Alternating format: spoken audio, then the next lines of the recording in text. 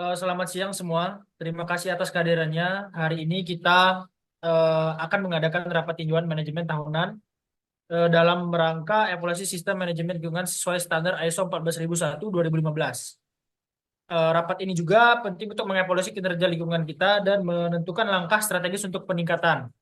Mari kita mulai dengan agenda pertama, tinjauan aspek dan dampak lingkungan terbaru.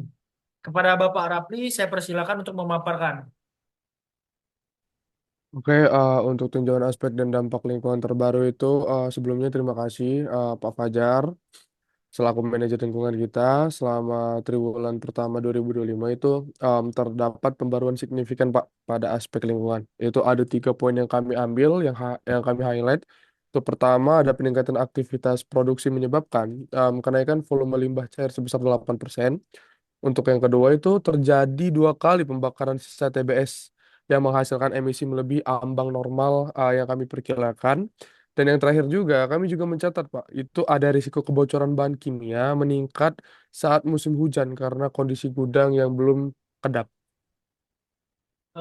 Sebelumnya, terima kasih kepada Bapak Rapli atas masukan ini. Masukan ini akan menjadi dasar tindak lanjut pengendalian operasional. Selanjutnya, kita masuk ke evaluasi target lingkungan. Saya persilakan. Sesuai laporan Q1 2025, dari 7 target lingkungan, 5 telah tercapai antara lain. Yang pertama, penurunan penggunaan pupuk kimia sebesar 12%, pemanfaatan limbah menjadi kompos naik dari 35% menjadi 49%. Namun, 2 target belum tercapai. Yang pertama, pengurangan emisi GRK baru mencapai 60% dari target 10%. Rehabilitasi sempadan sungai tertunda karena cerah hujan yang ekstrim. Kita tidak boleh menunggu musim berganti untuk tindakan konservasi. Saya minta tim lapangan membuat jadwal darurat untuk penanaman vegetasi lahan banjir. Tolong dicatat untuk ditindaklanjuti Pak Ripan, bagaimana dari sisi kepatuhan hukum. Saya persilakan. Untuk dari kepatuhan hukum, kita tetap patuh terhadap semua regulasi. Satu temuan ketidaksesuaian ditemukan dalam inspeksi limbah cair di unit pabrik. Dan untuk proses tindakan korektif sudah berjalan dan sedang menunggu verifikasi audit ulang.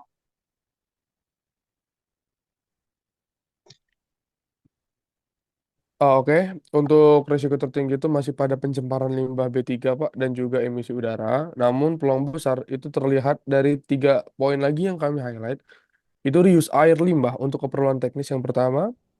Kedua ada penggunaan pupuk organik berbasis limbah padat. Dan juga yang terakhir mungkin itu edukasi, Pak. Edukasi kepada pekerja terkait konservasi kita. Saya izin menambahkan bahwa resiko tumpahan minyak sawit saat pemindahan masih sering terjadi. Sudah ada SOP, tetapi kami butuh pelatihan ulang dan tambahan peralatan. Baik, usulan pelatihan akan kita masukkan ke dalam rencana aksi. Tolong untuk dinotulensikan, Bu Rima. Baik, berdasarkan laporan triwulan, ada kebutuhan sumber daya. Yang pertama, penambahan 2 teknisi lapangan untuk monitoring emisi. Yang kedua, pengadaan 5 unit alat uji gas dan air limbah. Ketiga, perluasan kapasitas IPAL di 3 unit kebun. Yang terakhir, anggaran tambahan untuk pelatihan internal dan alat spill respon. Semua kebutuhan ini realistis. Saya akan tanda tangani pengajuan keuangannya. Pastikan pengadaannya maksimal akhir Juni. Baik Pak, nanti koordinator MS akan pastikan kelengkapan dokumennya.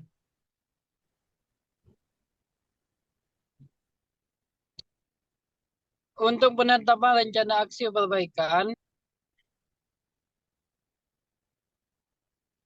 nanti bahan limbah cair. Terus deadline 5 Juni. Serta pelatihan ulang spill respon Fik Bapak Rapli akhir Mei, reminder digital infeksi IVAL yaitu saya sendiri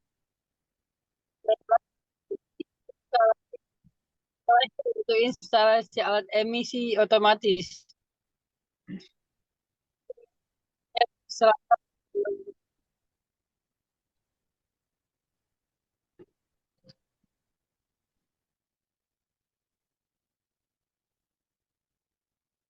Kami kami minta pendampingan dari tim HSE Pusat untuk revisi SOP agar valid secara teknis dan legal. Eh, untuk itu mungkin saya setuju pelatihan super respons juga akan mengundang pemadam kebakaran dan juga pihak dari DLH. Oke, baik semuanya. Terima kasih atas pemaparannya. Eh, saya akan mengambil kesimpulan dan penutup pada rapat hari ini. Kesimpulan yang pertama itu secara umum SML PTPN 3 berjalan baik dan sesuai ISO 14001 2015. Yang kedua, target capaian 2025 harus dikejar, terutama penurunan emisi dan konservasi. Ketiga, resiko tinggi ditangani melalui SOP baru dan pelatihan. Keempat, rencana aksi telah ditetapkan dan disetujui. Kelima, evaluasi lanjutan dijadwalkan bulan Juli 2025. Mungkin itu saja, Pak. Terima kasih semuanya. Saya minta laporan resmi dikirim minggu ini, termasuk rekap progres dan kebutuhan anggaran.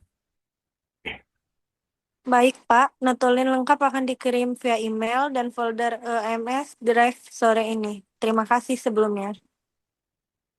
Mungkin itu saja Pak hasil rapat kita pada hari ini. Mudah-mudahan hasil rapat ini bisa menjadi kemajuan untuk perusahaan ini dan kita bisa melakukan perbaikan-perbaikan ke depannya.